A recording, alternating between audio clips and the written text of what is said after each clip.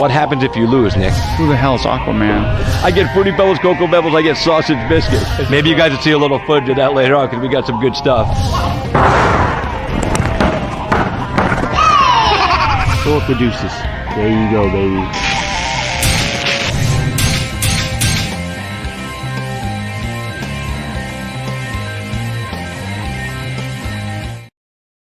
Hey, boys and girls, good evening and welcome to Cage Side with Christopher James. I am Christopher James, and you are not. Good to see you guys for the second time today. Hang on a second, I'm just setting this up to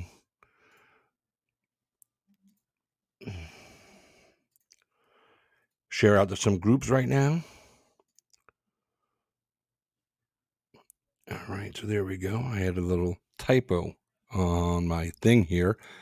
But anyway, welcome to the show, boys and girls. Good to see you. It is Monday night, the night after a fight weekend. So we like to come in and talk to some fighters, talk about what took place over the weekend, you know, and things of that nature. Let me put that down. There we go. A little bit better. All right.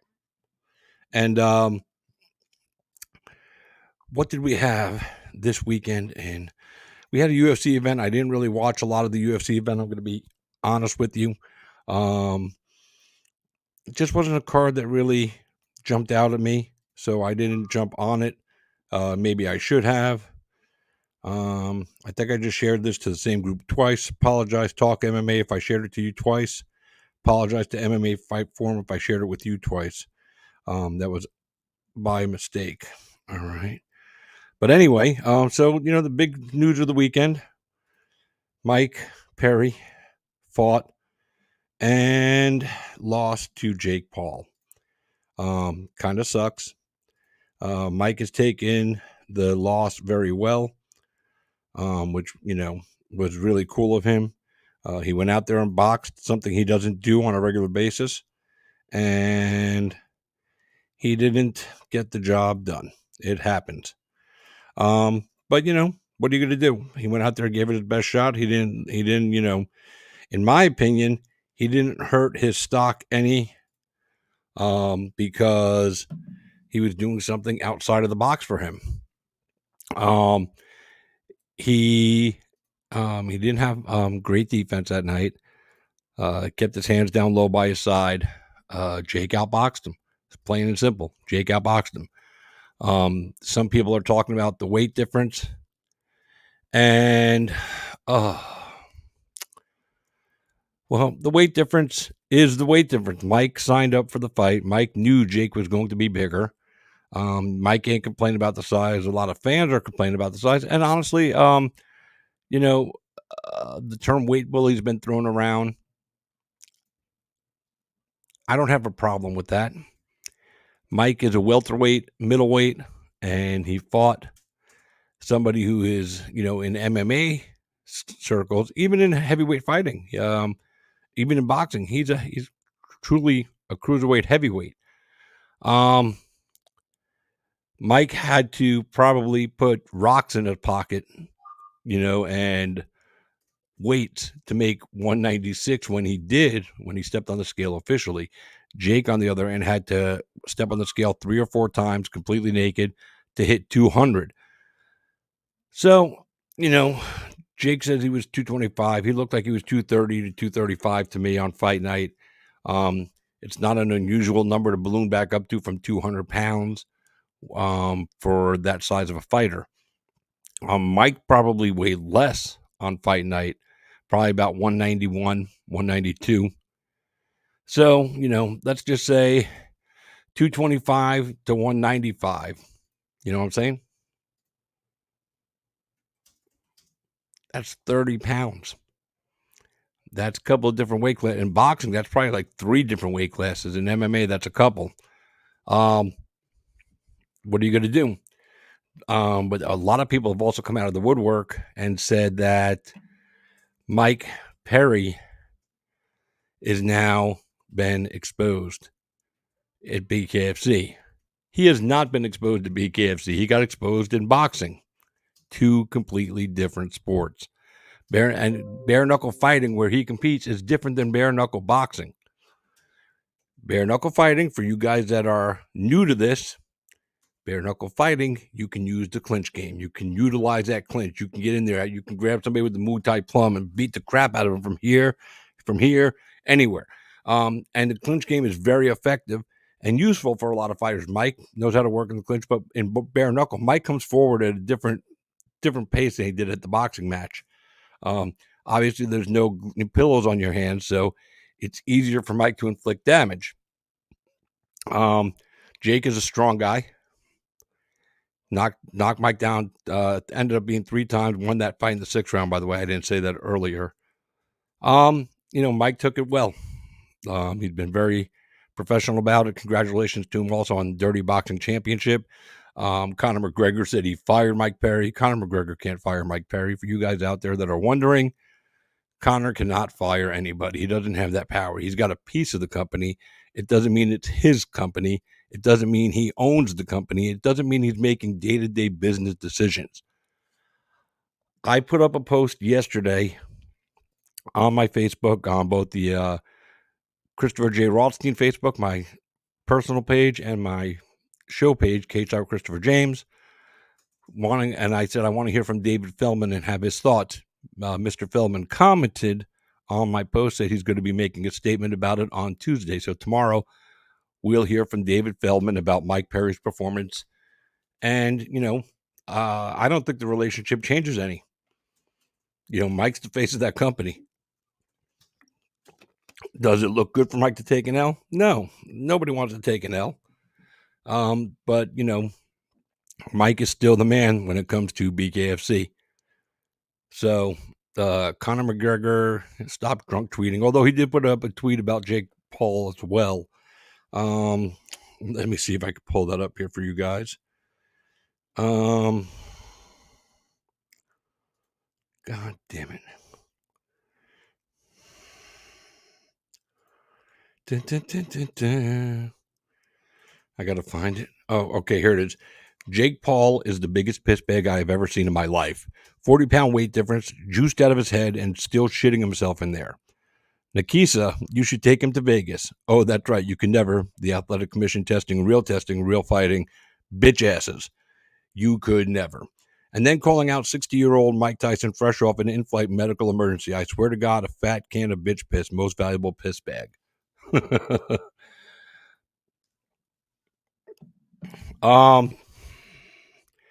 Levying steroid accusations, saying he's juiced up. Don't know if that's true. I did notice when I was watching him fight, at the end of the fights, when they were showing him standing backwards to the camera, he had back knee. Back knee is usually a clear sign of some kind of testing or some kind of steroid use, performance-enhancing drugs, if you will. I don't know. But I'm not going to say I'm not going to say he's doing it because I have no proof. All I can say is that I saw the back knee. The back knee usually is an indicator. Doesn't mean I'm accusing him. Just telling you what I saw with my own 2 eyeballs. So that was that. Still waiting on a contract for Nate Maness from the UFC. He's 5-2 in the UFC, 3 fight night bonuses. He's fought in 3 different weight divisions in the UFC, and they didn't offer him a contract. I just don't get it. I don't understand. Congratulations, by the way, to Max Griffin, who was out of contract, and Nico Price, both from the welterweight division, both just signed new 4-fight deals. So congratulations to them. We were, I had them. All 3 of these guys were on the show talking about how they were out of contract. So 2 of the 3 have gotten new contracts. I'm hoping Nate gets one soon. But we shall see, I guess. We're going to have to sit here and play the waiting game with the UFC. I do believe that Nate has some other offers on the table, and he's just waiting to see if the UFC comes back because he doesn't want to commit to something when he really wants to be in the UFC. So, we just have to sit and wait and see what happens for him, and we wish him the best.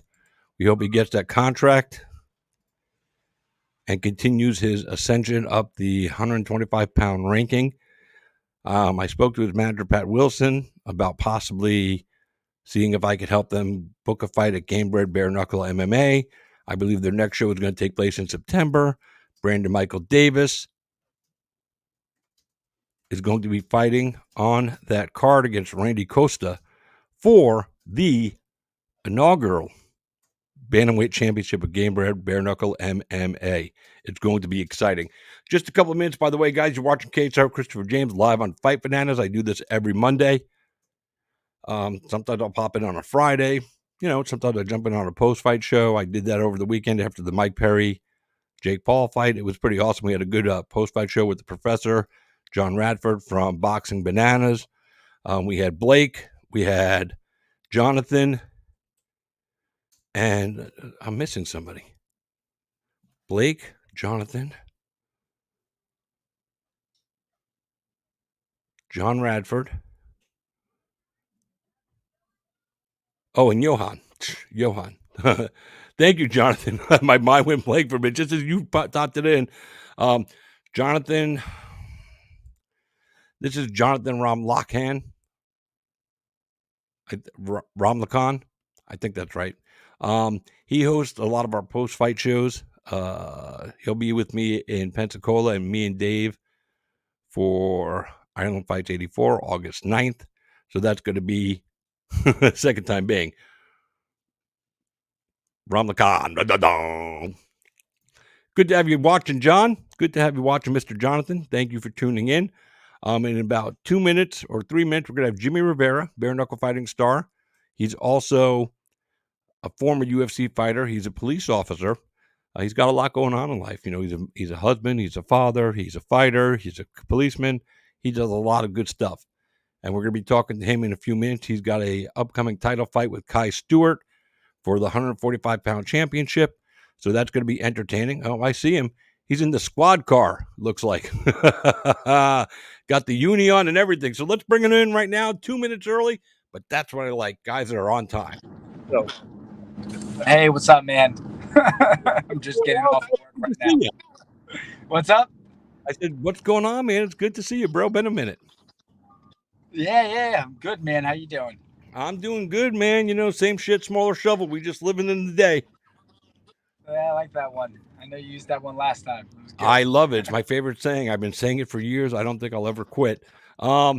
Jay Rivera. So, Officer Rivera. You out on patrol today? Is that what's going on? Yeah, I just got done with work, to be honest with you. Oh, you just got done. I thought you were on patrol. I was like, cool. Yeah. It would have been cooler if you were on patrol and some shit went down while we were live. No, not cool at all. I get in trouble. Yeah, but the viewers would like it, dude, and that's what's important. Love it. The fucking fans, dude. It's about the fans. It's not about your boss. You know what? I remember watching Cops when I was younger. I haven't watched it in a second. I gotta watch that show, see how much reality is it. Because when you become a police officer, you start watching like cop movies, and you're like, nah, you can't really do that. You can't do that either. That's not how it really happens. So that's the usual take now when watching movies and stuff like that. Yeah, it's funny. You bring up Cops. There was a they were doing a show down here. They were filming it a lot in Pasco County. Live PD. Yeah, okay. And that's Pasco County was one of the areas they were always in. It's the one county over from where I live in Hillsborough County, Florida. And I know friends of mine, and people that I knew that I saw pop up on that show a couple of times, and that show was real because I would talk to them after the fact. They're like, "Oh no, that shit was real. That happened to me, man." And I was like, "Holy fuck!" That's crazy. Yeah, I mean, people don't realize you see some crazy things being a police officer, even like EMS firefighters, any first responder role. You're gonna see something crazy. So that's a kind of like a typical day. It won't happen right away, but eventually you see some crazy things. You're like, did that really happen? Did I really just witness that? Did I really just hear about that? And some people would be like, you just can't believe how some people are just so, evil-hearted. Yeah, it's crazy out there. My buddy Jonathan, he just posted, he just commented, watching cops when burning some fucking smoke is always fun. He's not lying, man. He's not lying. So were you? It's been a few years since you and I spoke. Were you a police officer then, and I missed it, or is this something a little more recent? I mean, it's been probably like 4 or 5 years. I think 2020 I started dispatching. Okay. And the last 2 years I've been a police officer. So it's been 2 years you've been on the force. Yeah. Yeah, and I think the last time you were on my shoe, let's see if I can figure that out.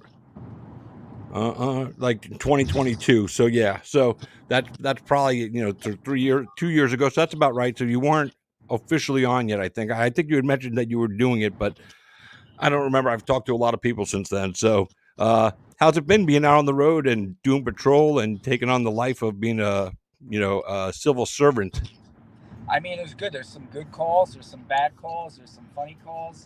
I think the best is when you're able to kind of help someone out, obviously, and whether you get them on a better path, him or her, or just you show up to like a medical call and you're able to save someone or save someone's life. I think that's a huge thing.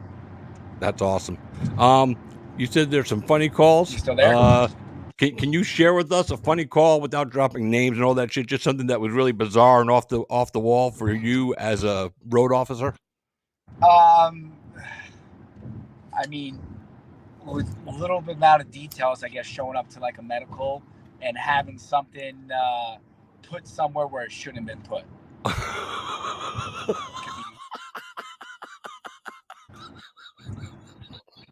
Did you get that or no? I got it. Okay. Sorry, we're driving back right now, so. Oh my gosh, that's crazy.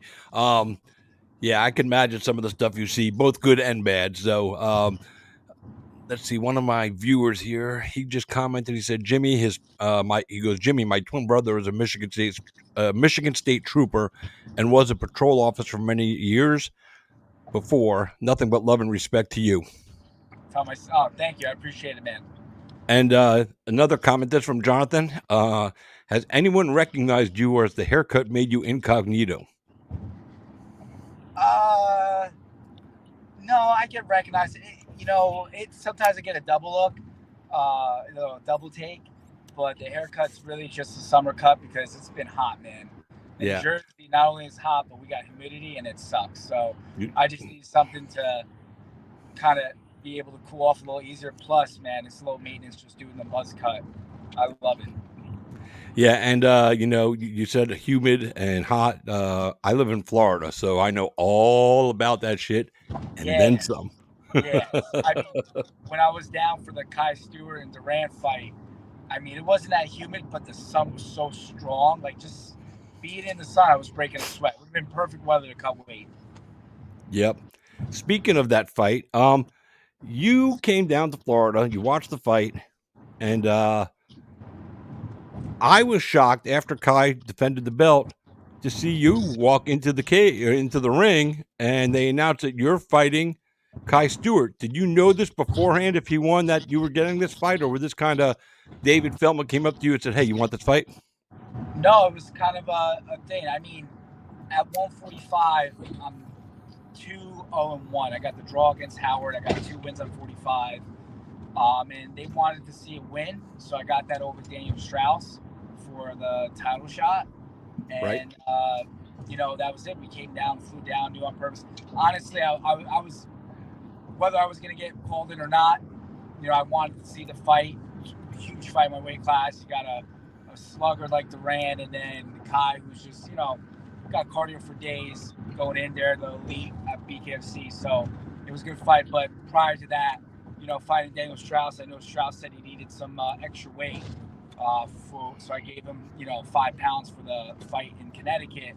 Right. Just, one of the things we talk about, like, this is not going to change the whole title contendercy because, I wanted to, fight. I know we're not fighting at 45, but you're like, no, get the win. You'll be the next in line. I'm like, sounds good. Yeah, that's crazy. Because I didn't expect it. I honestly thought the next guy they were giving was going to be Brendan Allen. Yeah, I just kind of learned about Brandon recently. I didn't know of the guy, but I guess just because of the hiatus he was out for, I don't know what he was out exactly for, but he was a year or year and a half off because of I'm not sure what it was, to be honest with you.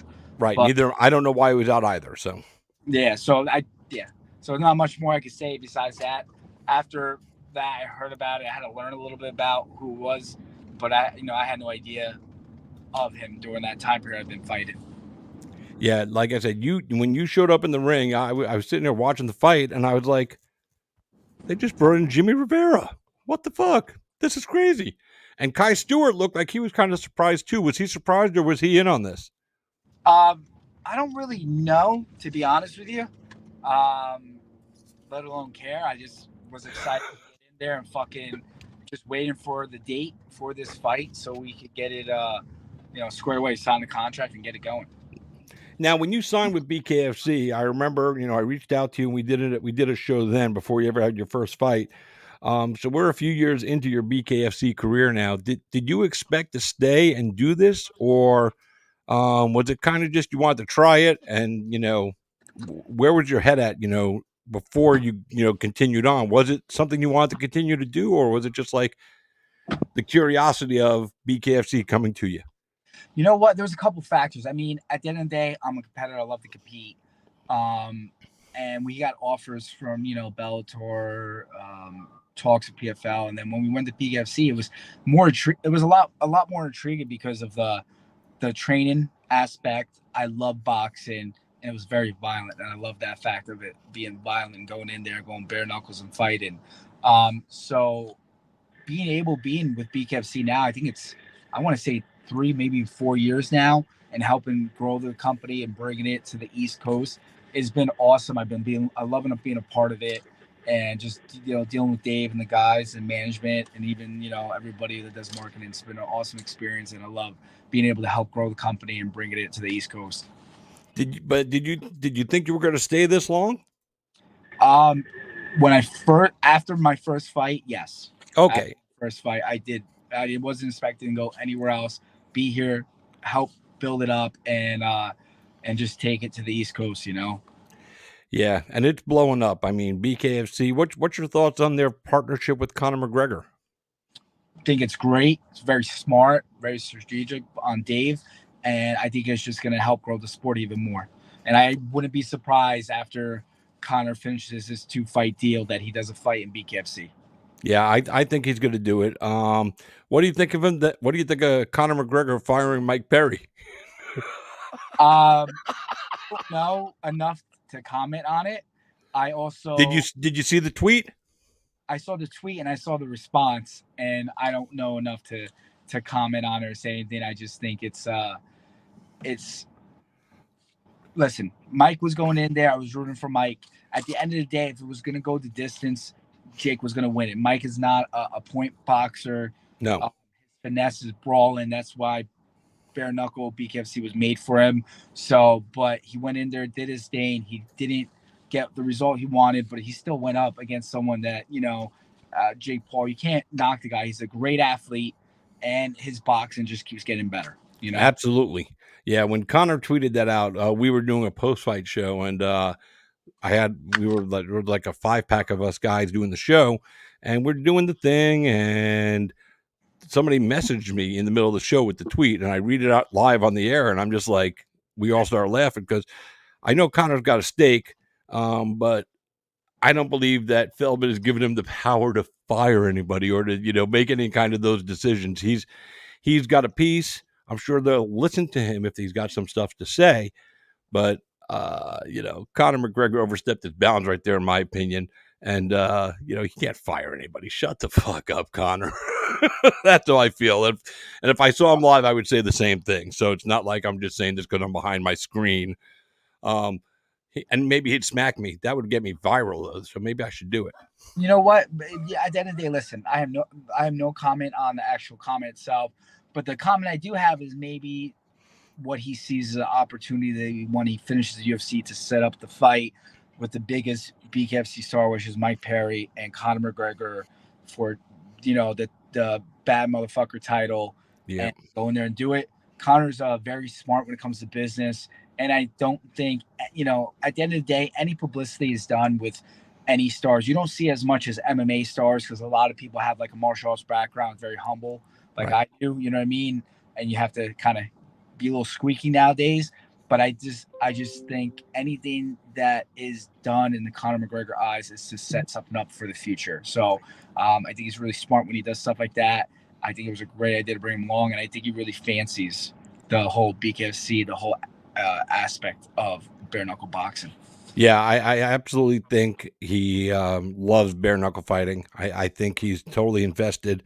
Um, and that was kind of my back thought process after I started laughing at Connor for making the tweet was, is he trying to just build the fight for the future, get this feud going with Perry? Because when they did meet, they were all friendly. They had a face off. It was all fun and games. A little while back, I think that was in Denver. And that was a cool moment for BKFC, fucking Conor McGregor showing up at your thing, doing a face off with the face of your company. I mean, everything worked out well for them. But like I said, I don't think they're going to give him the control to just, start making business decisions for the promotion. But he is a smart guy. I give him a lot of credit for what he's accomplished in his life and his career. And definitely a smart move by Feldman to, get him on board because he's going to help skyrocket this.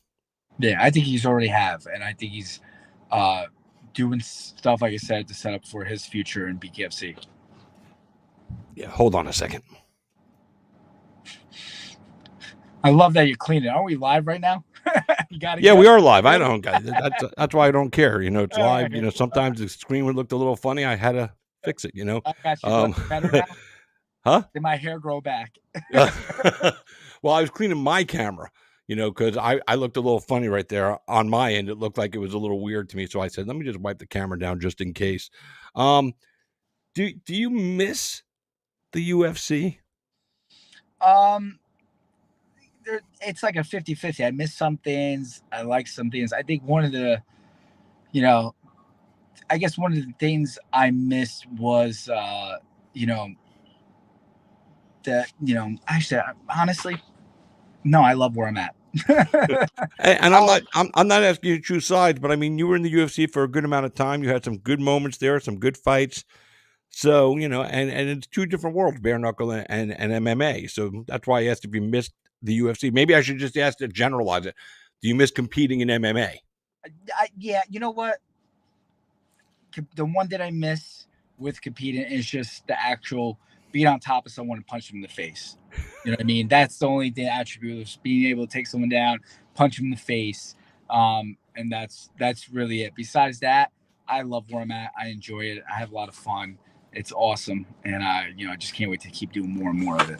Yeah, no, and when they announced your signing, like I said, I remember I reached out to you, we did an interview. I was excited because you have a good name with you, and coming over to BKFC at the right time to help kind of get this, not from the the actual beginning, but early enough in it where you can help, like you said, help grow it, help build it in certain areas and certain aspects. And I thought you were going to be a fine addition to the company, and I'm glad you stuck around after that first fight because there's been a couple of guys that have come through, and then they were like, this ain't for me. Like we'll never see Luke Rockhold again. He obviously. Most of the 60% are probably the MMA guys. If they came in and did one fight here, you would never see him again. I was even surprised that Chad Mendes did a second fight. I was really surprised that Chad did a second fight because I didn't expect him to stick around.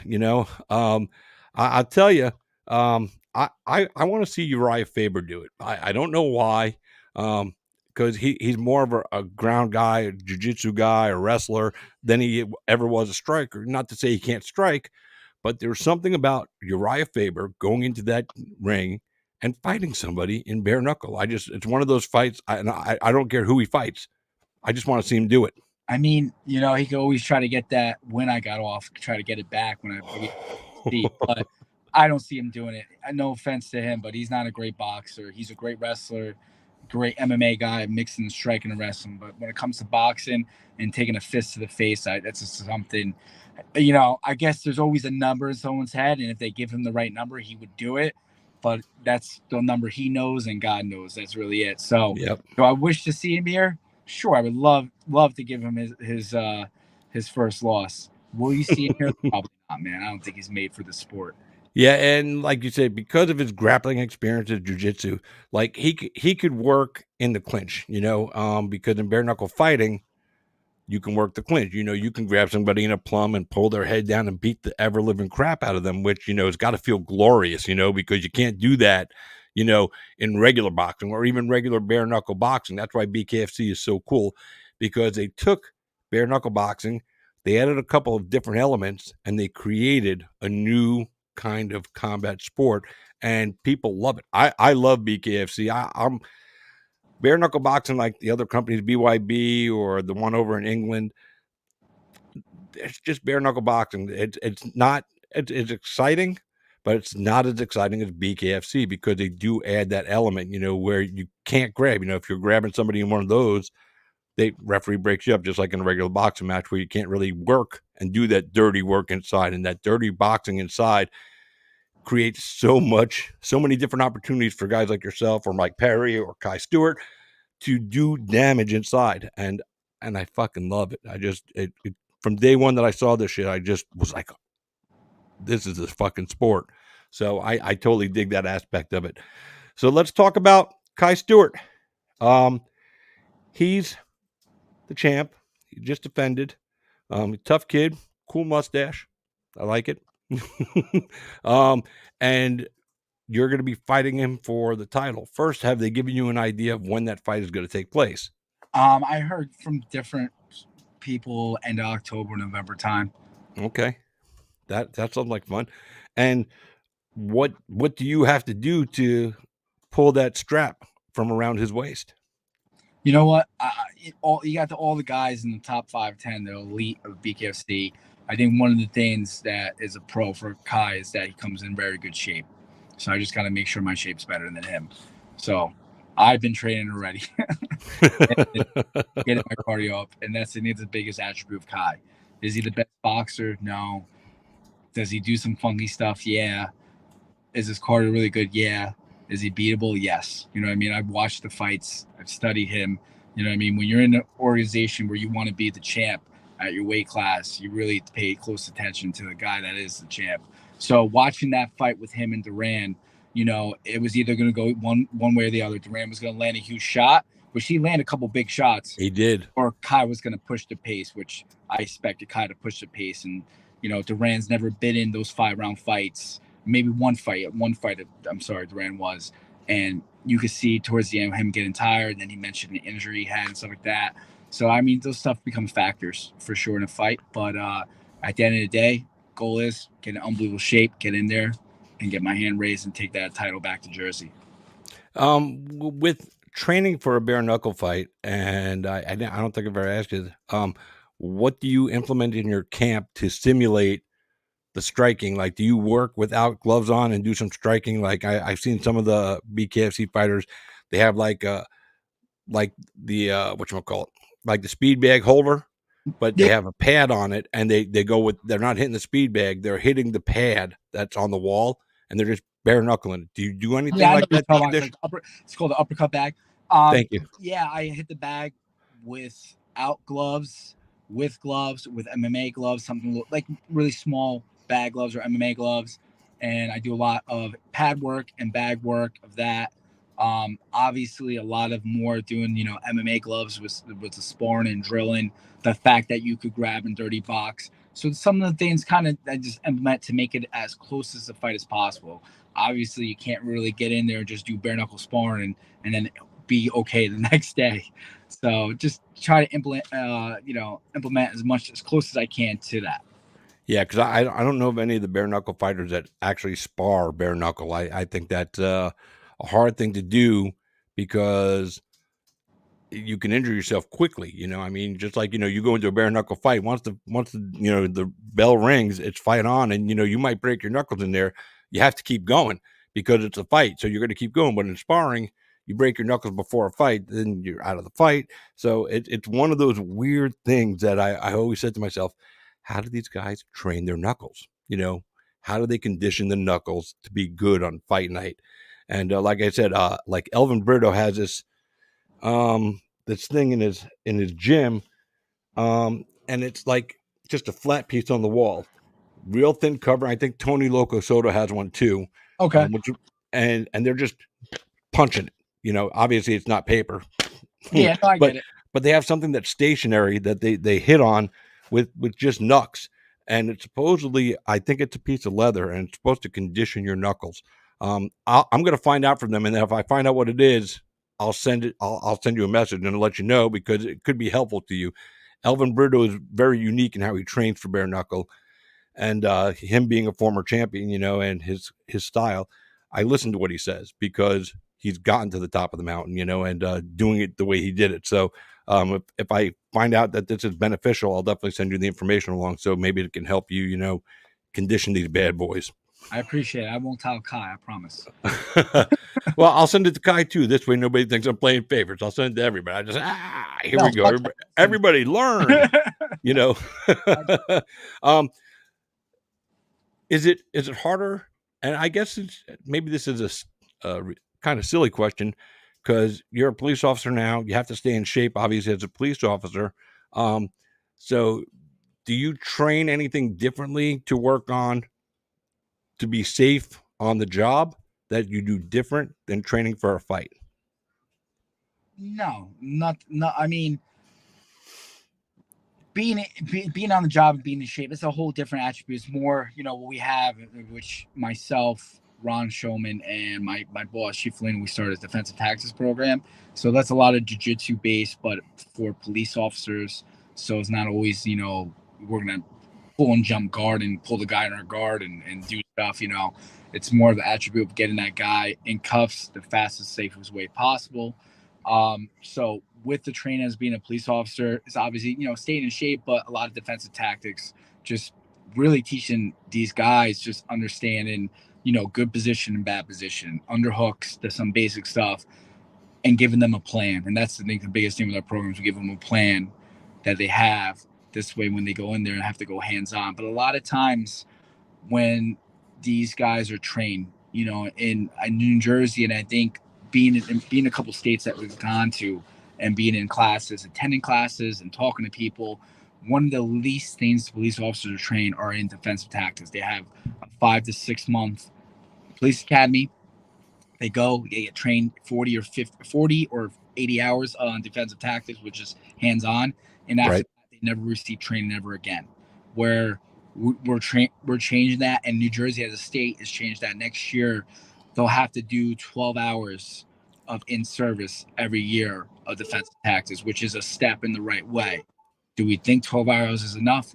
No, but is a step in the right direction, because the most we use is hands-on. And getting to my point is, when someone's confident, being able to go hands-on, then they come out more confident when they speak.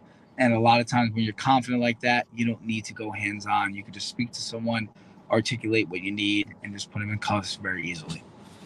That's good, and I'm glad that they're doing that, and that makes sense. Like, all police departments should have that, starting at 12 hours, like you said, and then, slowly growing their programs to where they're doing 80 hours, every single year, and they're getting that time in. Because I think what you just said about being able to, confidently speak and articulate your message and get a potential suspect into cuffs, into a car without drama, is absolutely the best situation for you, for the person that's being arrested, for the police department, for the city, for everybody. So, and we always hope that that's how it goes down, where, people screw up and they have to get arrested. Sometimes it's just the way life is. Otherwise, we wouldn't need you out there on the streets. But some guys, they want to go down with the fight, and usually doesn't work out too well for them, So I'm glad that you're able to project that when you speak to people, because I'm sure that, you don't have any self-confidence problems. You fight bare knuckle, you fought in a cage. I mean, what are you going to do to me, buddy? Well, the fact that we started this program, it's not just me, but even the guys in my police department and Elmwood Park department are the same way as well. They have this game plan now, and they can go and you see a difference, and it makes a difference, and it's a very important thing that every department and anywhere in the United States should be doing. Yeah, no doubt about it, man. Hopefully, your program will kick off to other cities and states. 2 more things before I let you go. One, did you watch Mike Perry and Jake Paul? I did. I was not happy. Obviously, I wanted Mike to win. I was in Me his too. corner and wanted, but I did, and I didn't think the fight was going to end. I thought it was going to go to distance, to be honest with you, or Yeah, knockout by Perry. But Jake has gotten better, and you got to be able to be a little finesse with boxing. You can't just go that straight on brawl like it is in the BKFC. and you got to fight with your hands up. You got to defend yourself. And Mike definitely didn't have his hands up as much as he should have. He let Jake dictate the pace, and when he was, trying to come forward, he was chasing. He was following Jake rather than cutting off the ring and trying to get him into a corner where he could, do what he does best, and that's get in close and really, put on the damage. Yeah. It was really strange to see him in that environment. And the event was here in Tampa where I live, and I was going to go, but I forgot to apply for credentials. And then by the time tickets came around, anything decent was too much money. I was like, yeah, I'll just order the pay-per-view and watch it on TV. Which reminds me, I have to call the cable company because it went out on me like 4 fights. I lost like 3.5 or 4 fights from the whole pay-per-view, and there was only 5. So I got to get my money back because I'm an angry little bastard. And last thing for me, power slap. Dana White touts it like it's the greatest thing since sliced bread. He definitely blows up the numbers. But the numbers are out there. People are watching this because I've gone and looked at some of the power slap videos on YouTube and different platforms, and the views they get are sick. So people are watching this. I have not watched one power slap match. I mean, like I said, I've seen some clips because I wanted to find out what people were talking about and see the numbers. But I've never watched one. I almost was going to watch when Paige Van Zant did it, but I figured there'd be a highlight to watch, so I just wait for the highlight.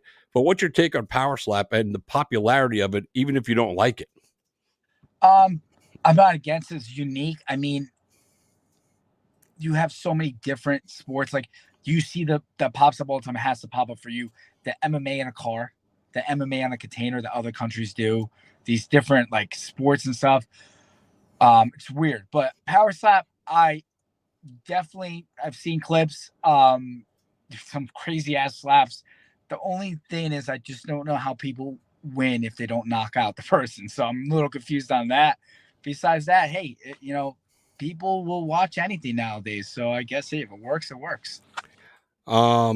Yeah, I got 2 comments here for you. One, Jimmie, what fight do you remember the most from your fight career? He says he remembers when you KO'd Marcus Brimage in 2014 or 15. That was wild. The two biggest fights I remember that I enjoyed, obviously, I fought some top competitors and lost by decision like Peter Yan and Right. Sterling, but the 2 biggest fights was coming in on literally 2 weeks notice because I had to cut a shit ton of weight, go in there and finish Marcus Brimage in 90 seconds in Scotland, Glasgow, which was awesome. And then the other big highlight was being Uriah Faber. You know what I mean? That was a huge highlight of my career, and just going in there and getting a unanimous 30-27 decision, especially, halfway through the second round, fighting with one eye because he freaking tore it apart where I had to get surgery afterwards. Oh. And my retina was hanging on by a thread. Oh. So 2 biggest fights of my career. Crazy. And those are 2 good moments, man. 2 big moments. I remember both those. And the last one I want to drop on there, this really isn't reference to you, but he goes, I will watch famous people slap each other. I'm a whore like that. Now, if power slap did like celebrity power slap, I think I would watch that. Like I would watch fucking Will Smith and fucking Chris Rock go at it, just slap face, or something, because that to me would be entertaining. 2 celebrities, 2 musicians, 2 actors. That would be more entertaining than some of these. I don't want to call them athletes, because I don't think they are, except for Paige Van Zant, But what about that? Would you tune in for that for celebrity slap fight? I would do celebrity slap fight, BKFC slap fight, and also any of the MMA slap fight. These MMA guys, like you got to think about like a Roy Nelson, Big Country slap you in the face, like I want to see guys that actually are professional athletes go. These professional athletes, whether it's BKFC, UFC, Bellator, PFL, go against the slap champions and go from there and see who really is the best. So like Joe's versus pros. Yes, that would be awesome. But Like- celebrity at the same time would be. You get a lot of these guys, especially at the end of their career or whatever, just need to make a buck. I think it'd be fun to watch. Yeah, like I would like to see like Francis Ngannou do a slap fight. That would be fucking, Francis Ngannou against, I don't know, The Rock. I mean, just two big dudes that who they are, slap the shit out of each other, see what the fuck happens. I think that's a great selling point, and there's a lot more there. And I definitely would, probably push the numbers even more, especially with big names like that. All right, you and I are gonna have to start our own slap league, celebrities only, and we'll just bring that to the forefront. We'll kick Dana's power slap right off the map. What do you say? You in? Yeah, let's do it. We got to invest a lot of money. Right. All right, we'll get my friend Forrest. You have to invest because it was your idea. All right. Well, listen, Jimmie, thank you so much for taking the time, especially after pulling a shift with the police department. God bless you and keep you safe out there when you're out protecting the citizens of your community, because that's more important to me than you winning or losing a fight. The fact that you're out there putting your life on the line for the rest of the community. So, always wish you, Godspeed and safety in that. And thank you for taking the time. And we will catch up again real soon, man. Good luck when you get this fight, boys and girls. Jimmie Rivera fighting Kai Stewart probably in October for the BKFC 145-pound championship. I don't know which event number it'll be, but it'll be, probably in the 70s, because we're on 67 coming up. 67 is Tony Locoso, so maybe right around 70, 68 or 69 or 70. So keep your eye out for him. Jimmie Rivera, police officer, BKFC fighter, father, husband. He does it all. Thank you so much for being here tonight, Jimmie. Thanks, man. Have a good one. All right, you too, brother. Bye. All right, boys and girls. It is now 7:47. We're 2 minutes later than we were supposed to start. But, you're talking to Jimmie. You got to have a little fun with him. But I've got a treat for you guys right now, because I've got not one Rosa. I've got two Rosas, a.k.a. this is the Rosa Nation edition of Cage Side with Christopher James on Fight Bananas. I'm going to bring him in right now, the Brothers Rosa. First, let's grab Luke, and then let's grab Charles, and we are partying, boys. Welcome to the show. What's up, man? How's it going? What's up, Lucas? How are you, brother? Charles, can you hear us? I don't think you can hear us. Charles looks puzzled. Charles, he's gone. He'll probably. He's gone. I'll come back in a sec. No, Hold on I'm one feeling second, great. Lucas. This is awesome. Kai Stewart, hold on one second. Yep, you missed Jimmie, but you can go back and rewind it and watch it either now live, or you can jump in after. But stick around and watch. I'm going to talk to the Rosa brothers, and yes, you did miss the cop. Anyway, Lucas, man, how are you, brother? Good to see you tonight.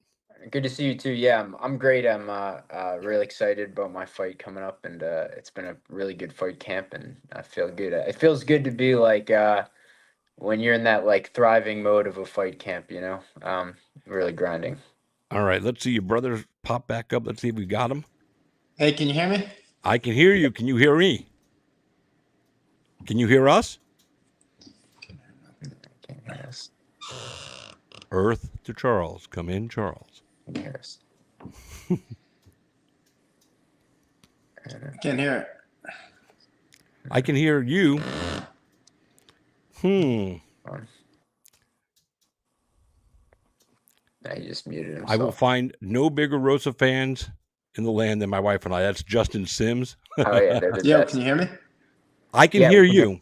Yeah, we can hear I you. can't hear you guys, so I don't know. I'm gonna try from a different phone. Okay. Sounds good. All right. So while we're waiting for your brother, I didn't know what the hell this is all about, but one of my viewers watching said, Lucas, talk to us about Boca Tour, real life battlefield shit. Yeah, so when I was kind of what catapulted me into my MMA journey, obviously, like, I came from a fighting family, but one of the things that really catapulted me was I was the first person to get like an academic grant that was based on an MMA project. So as far as I know, I'm the only person in the world to ever have that happen. I got a Watson Fellowship, which is given out to like 40 people in the country every year. Wow. And mine was on looking at mixed martial arts from a more philosophical and like intellectual perspective, because I was more of an academic before I started fighting. I was a philosophy major and creative writing major, and that's kind of what I did. And So so you were a nerd. yeah, I was a nerd. Yeah, for sure, I was a nerd. Yeah, I mean, I was a very good student, All and right, hang on one second. Let's see if yeah, we got your brother back. It looks sure, like sure. he's there. I think, yeah, I think I can. Can you hear me? I think I can hear you now. Hold on, I'm gonna turn the You volume up. Yeah, I couldn't hear you on my phone, so I had to use a all different right? phone. Well, you can hear me now, and we can hear you, so that's fucking awesome. All Awesome. right, let's get to go. All right, so before we finish that sentence there, Lucas, Charles, welcome to the show, bruh. Oh man, happy to be on. Thanks for having me, man. All right, now your brother is telling us about Bocator, so we're gonna let him finish All that right, let's sentence hear up. it. Let's hear it. Yeah, sure. So yeah, one of the first country, but part of the scholarship is you go to different countries for a year, and you can't come back to the U.S. for a full year. It's like a lot about self exploration and that sort of thing.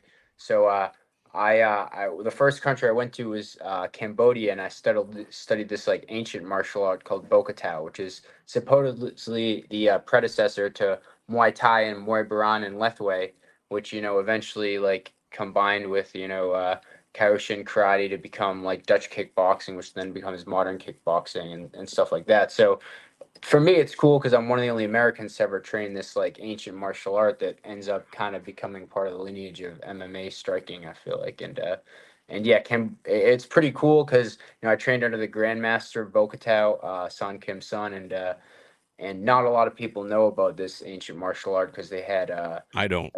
yeah, they had a genocide in the 70s while the other like martial arts were getting movie famous and things like that. So yeah, there's not a lot known about it, but I went to the different temple walls in Angkor Wat and these ancient temples, and they have like you know literal marked into the temple walls. They have like paintings basically of these throws and these ankle locks and stuff, and so it's a very comprehensive martial art that really nobody knows about. And to me, it's like it's something as a martial artist, the martial artist in me feels like it's in my duty to kind of talk about it on these kind of platforms. Absolutely no. Yeah, I'm glad somebody asked me to ask you about it because I didn't know about that. So yeah, yeah, that's crazy stuff.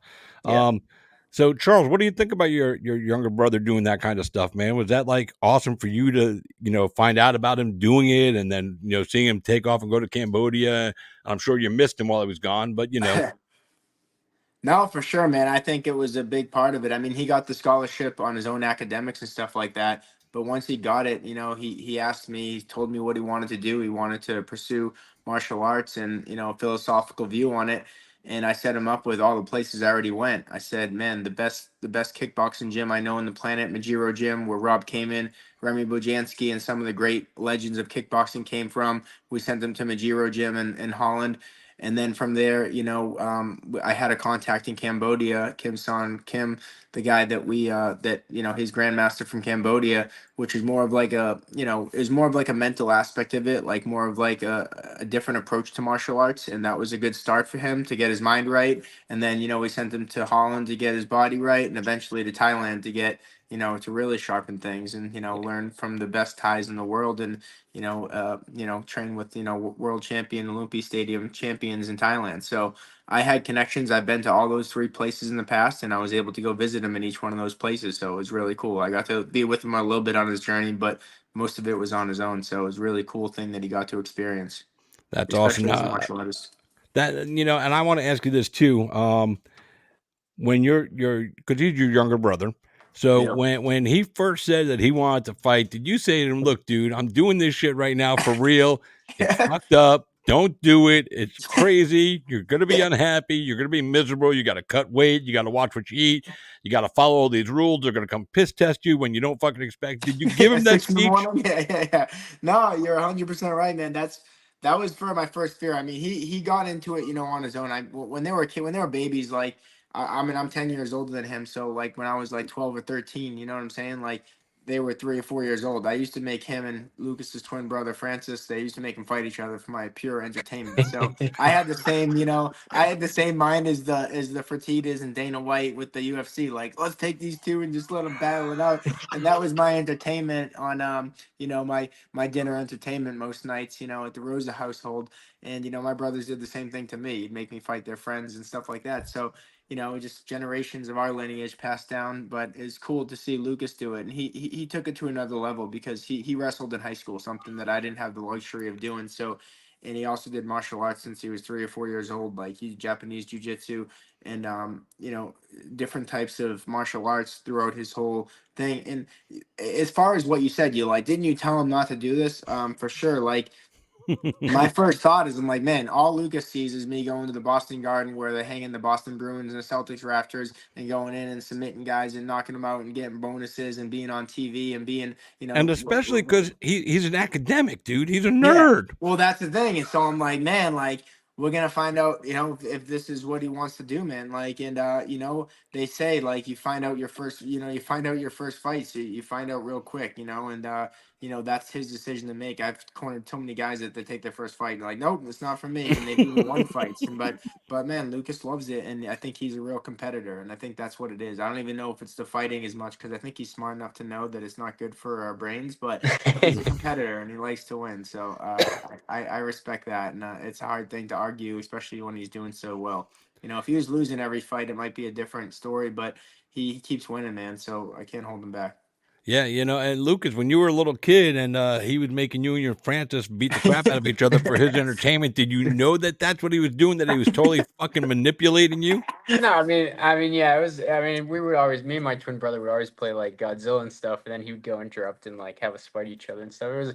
It was fun in a way, but that's kind of what you do when you're in the Rosa household. It's always like roughing around and stuff. But yeah, I feel like I come from a family that, like, as much as they instilled the fighter mentality, it was more like the virtues that they put in me, like a never give up attitude, like being brave, like that. Those are sort of the things I think that lend themselves most to MMA, and that kind of really comes from, like, having older brothers and older sisters, and my mom and my dad who kind of like instilled that in us. So yeah, and Charles is a huge part of that, obviously. So Yeah, he manipulated you, bro. yeah, He was exactly. playing with Yeah, you, Call man. it what He's you like, want. and I definitely, no, yeah, exactly. It he's like, definitely call it what you instills. want. I'm calling it what I see, dude. Yeah. Total manipulation. And I know, because I had a little brother and I manipulated the shit out of him too. It's like a rite of passage.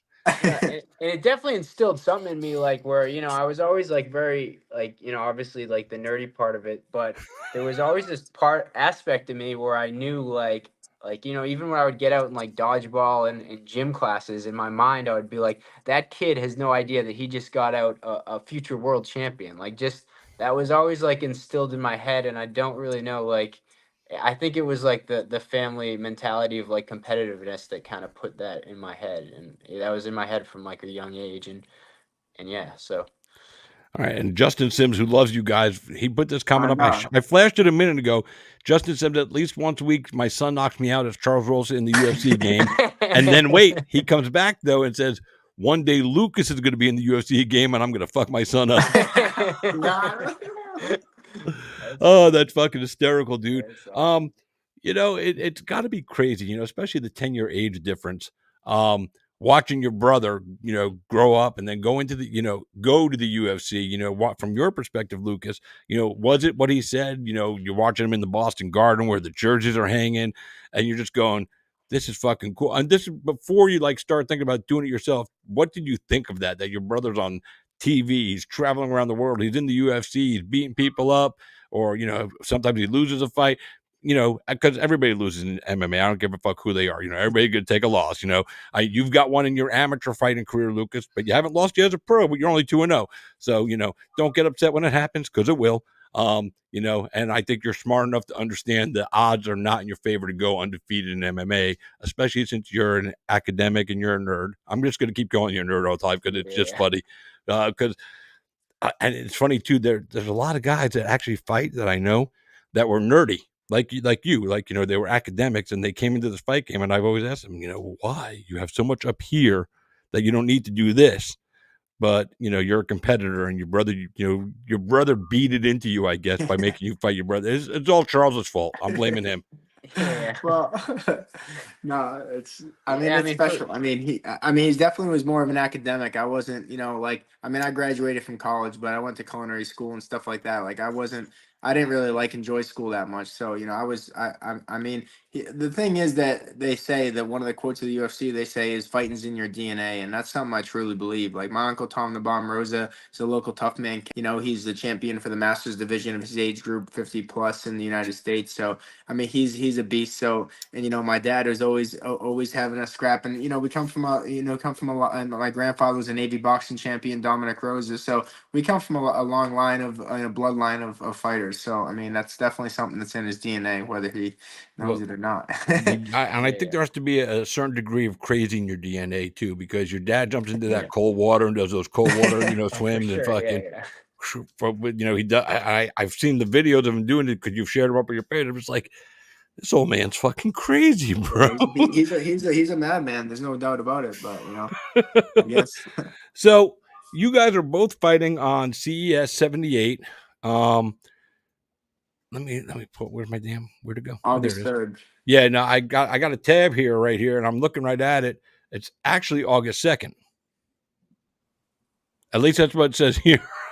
No, it's No. August 3rd for sure. I was like, well, Let's see. On man, Lucas's page, I don't know what day it is it says today, so. August 2nd, and on your page it says August 2nd. It's kind of weird. And this is on Tapology, showing your confirmed upcoming bouts.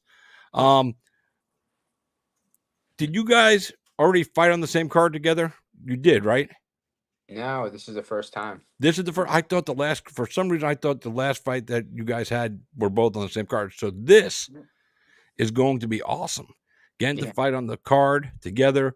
Charles, are you the main event on this card? Yeah, I'm the main event. Defending title my fight? world title. Yep. Right. And yep, I'm defending my world championship in New England, and main event, and it's Lucas is the first time that he gets to fight on the card with me, man, and it's something super exciting, and we got a lot of fans, a lot of people coming through, so it's gonna be a special night. Are you going to be in each other's corner? I think Lucas will probably be in my corner because he'll be fighting first. I think it'll be difficult for me to get my adrenaline revved up before his fight. Yeah, But we got Charles McCarthy and Matt Waggy, and we got the crew on his side, and hopefully he makes it easy for me, so I'm not in the locker room freaking out. But just comes back with a clean win, no cuts, and he can hop right in my corner, and I get 4 corners for a title fight, so he gets to come out and enjoy the double victory, and it's going to be a real special night. I think a historic night. I think having two brothers, at this level, that have fought at the level that I fought at, and the number one prospect in the country, up and coming, Lucas, it's pretty special. It's a pretty special event that's taking place. And you just said something that I didn't think to ask you, although it was running around in my head. Are you going to be? And I'm not saying this to jinx Lucas or to put any bad mojo in the universe, but let's say Lucas takes a nasty L. Are you going to be able to focus on your fight? Because obviously, maybe you won't know till it happens because you haven't had to do that yet. But have you thought about that and having him on the same card? No, for sure. I mean, that's the first thing you think of before you book it. Charles McCarthy was like, "Oh, that's a terrible idea." He's like, it's stressful enough having either one of you fight, and then both of you, it's like it's double stress. I mean, I couldn't imagine it being more stressful, but it makes it more stressful, not just for me or my coaches, but for my parents and my family and everybody there. But that's what we do. We're in the high stakes business, man. And so we're going out there, we're putting all the chips in, and we're gonna come out with double the chips, and that's the way it's gonna go. And it's definitely, if he goes in there like you said and he doesn't do well, then my opponent's gonna have to pay for that. So I'm just gonna, he's gonna get it worse.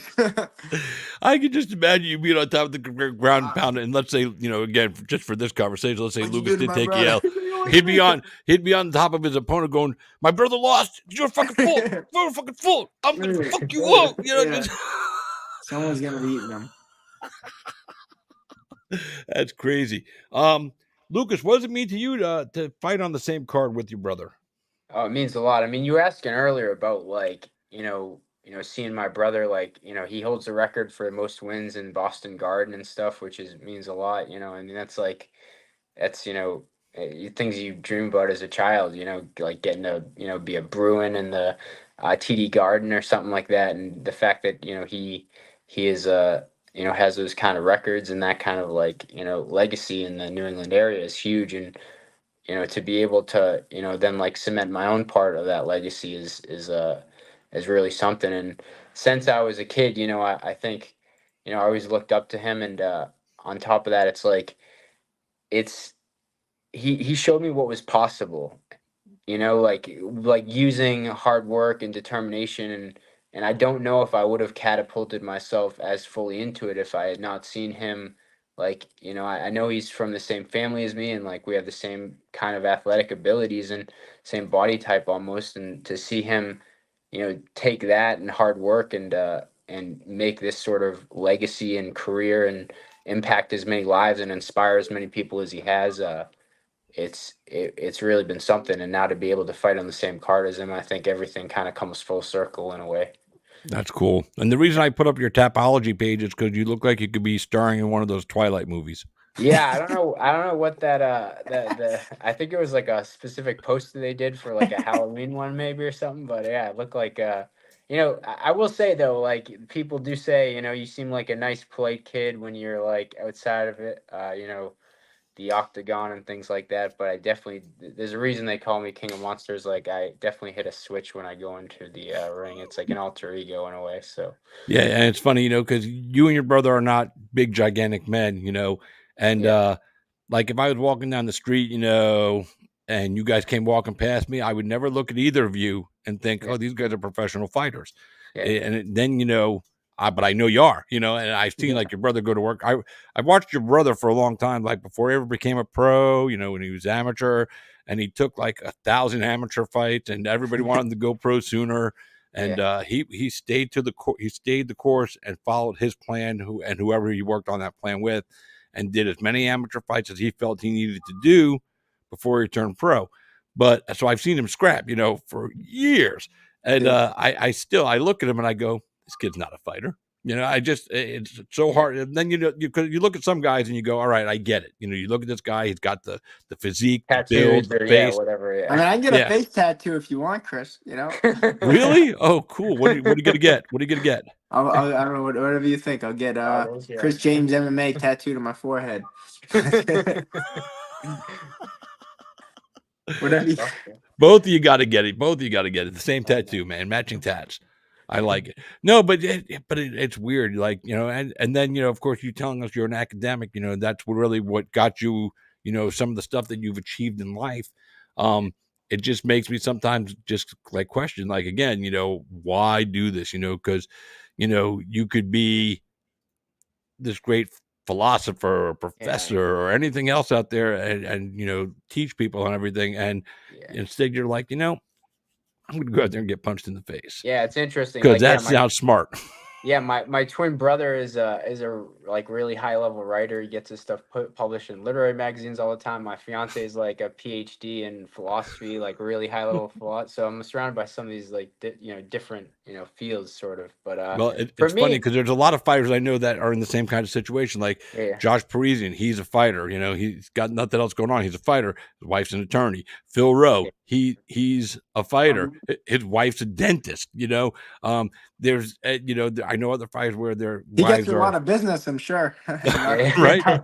Oh shit, man! I didn't mean to break your teeth in sparring. Hey, listen, call my wife. yeah. I'll get you the discount.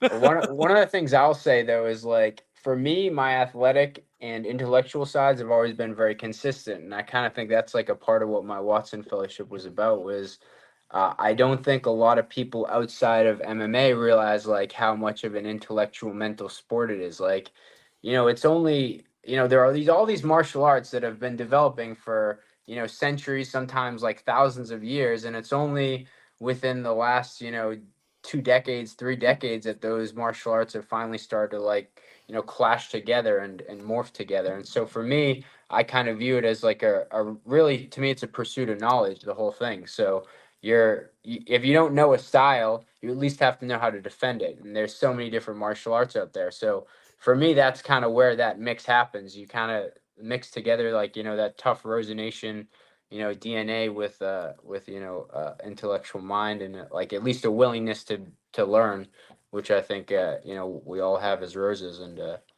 yeah, you one get thing some I think, respect Chris, too, though, that is huge is that is a lot of people you don't think about is the platform that fighters get. The platform is insane. Like the platform is the highest. It gives you a bigger platform to do anything you want to do whether fighting's over, you're still fighting than anything. Like, who do you know that can get a bigger reach than someone like Conor McGregor, or the even now like Jake Pauls and these guys, George Masvidal. Now all these guys are their reach. I mean, they're going to hang out with the president, that President Trump and these guys. Like, they're speaking at Dana White speaking at the The conventions and RNC. stuff. Like, It's these guys, crazy. it's not like, oh, this he doesn't have, he doesn't. It's not like he's a lawyer or all these other things. They're just they're fighters, or they're from the fight world, and the reach is huge. Like Muhammad Ali, what he did, he wasn't Yep. super educated, but his reach was more than greater than some of the greatest people and most educated people ever. That's very true, because people do, and it's not just singled out to boxing or MMA, because a lot of athletes, pro basketball players, baseball players, football players, hockey players, not as much. It's just Yeah, the truth. But they have a reach and they have a platform. Some of them do well with the platform, some of them don't. And it's definitely a responsibility. I think you have to really understand that there's a responsibility to a degree when you're a professional athlete. Somewhere between being a role model and where Charles Barkley said, I'm not a role model, but I think there's a spot between being a full role model to people, because that's not your responsibility to yeah, be a role model to my grandson. It's just not. But if you have a platform, you can't act a fool and be irresponsible in front of it, where my grandson has to see that as well. So maybe don't be a role model, but just don't be an asshole, I guess would probably be the best way to say it, right? yeah. Yeah, I mean, among all the fighting, I guess you still need to be a person, But yeah, I mean, I think it's important too. Like, the part of MMA that's I think puts it above all the other sports is like, the fact that it is exemplifying these virtues like more than any of those other sports. Like, you don't see grit the same way in MMA that you see in all these other sports. So. I think, and even when you kind of come back to it, like what happens in any sport when people really get riled up, they try to fight each other, This So is like true. ultimately, like it's the base, I feel like, of a lot of things, and it's not like, and I think everyone in some way has been introduced to fighting. Like it's not like in baseball, like only maybe a small percentage of the human population was introduced to it, but like I mean fighting in a way is encrypted in the DNA of humanity. So it's We something love like we have a bloodlust, an inner yeah, bloodlust that we and love. and so for me, it's like it's almost more impressive to be like a UFC fighter than almost anything in the world because you're in that. It's something everyone's been introduced to, and you're part of that very, very, very, very minute percentage of warriors. True. That makes a lot of sense. And I had to put up Charles's Tapology too, because I put up Lucas's. Charles just looks angry here. Just made weight, but he looks like he's ready to go kick your ass. Yeah, Lucas's picture looks like he's ready to steal your girlfriend. I mean, it's just fucking. It's weird. I don't get it, man. But they need a fight picture of you, Lucas. yeah, Where we got to get you a good fight picture. Reach out to yeah, Tapology and tell them, hey, can you give me a good fight picture? Grab a picture for my next fight. It's coming up, yeah. um, so let me bring this back up here. So Charles is fighting in the main event, taking on Patrick Benson. Yep. And this is for the 155-pound title. Yep. Okay. What do you know about Benson? And what do you got to do to beat this guy's ass? Man, well, I know he's a solid wrestler. He's on a 2-fight finish streak. He finished his last two guys good fights. So he's anytime you get that momentum going, like sometimes you see weird records in MMA. You see like, oh well, but man, it's also like who they're fighting. Like you could look at these guys, even like like you look at Mike Perry who fought the other night. His record in the UFC was like 7 wins and 8 losses, and he's a friggin' legend, man. He's one of the toughest guys in the world. So you can't let the record fool you. A lot of these guys, some of them, they're really tough, and they got. And I know Benson. He's a tough guy, and the fact that he's coming down here to take this fight and he accepted it. It's a title fight, 5 rounds. I'm sure he's going to be ready. So I'm expecting the best version of him that he can bring, and I'm going to be ready to take him out on August 3rd. I love it. And your brother, Mr. Lucas Rosa, the philosopher, that should be your nickname. Jacob Kreitel. Yeah. What do you know about this kid? I know, like, I know he's like He's been had 6 fights, I think. yeah, he's been in it for a while. I think he has 2 pro wins right now. I Yep. know he just came off of a big first round victory, which is, part of the reason why I want to fight him at this point. I think he's been wanting to fight me for a while, and I'm like, well, he just came off of a big victory. Let's make it at a big venue in the biggest way possible. So I'm excited about it. But yeah, I know he's really tall for the weight class. I know he's a real competitor. I've seen him actually compete in Florida as an amateur back when I was coming up as an amateur too. And he's all the way from Montana, so I think he drove to the amateur fight all the way from Montana. So I know he's a very dedicated martial artist. That's To do crazy. that, you have to really Sure. do it for the love of it. And so I know has a little bit of crazy in him. So I know I'll be fighting someone who's a real martial artist and looking to go. Yeah, and I knew your brother was committed when he told me he did everything on by bicycle. Like, Yeah, everything he did, he was on his bicycle. You already know. I already know, First 4 dude. years, I had no car in Florida. I rode my bicycle yeah, every yeah. training session, every day to work, every day I was Every working. place you went, you were that was how you I got already around rode it. 10 miles before I got to sparring most days. They're like, what? Yeah. You had your You bike get there, here. you're already winded. Like, what the Some fuck days did I I'd be just do? soaking wet and like, oh, where you? I'm like, well, it's raining out. I get caught in the rain, whatever. It doesn't, my equipment soaked, it doesn't matter. But I showed up every day and that's it. So, is the goal for you to get back to the UFC, Charles? Yeah, I think that's one of my goals. I mean, right now I'm really comfortable where I'm at. My goal is to be a prize fighter, is to be able to make a living, to be able to, make some money doing this and doing what I love to do. And I'm a prize fighter. So of course I want the fame and the fortune and you get the platform so you can help people.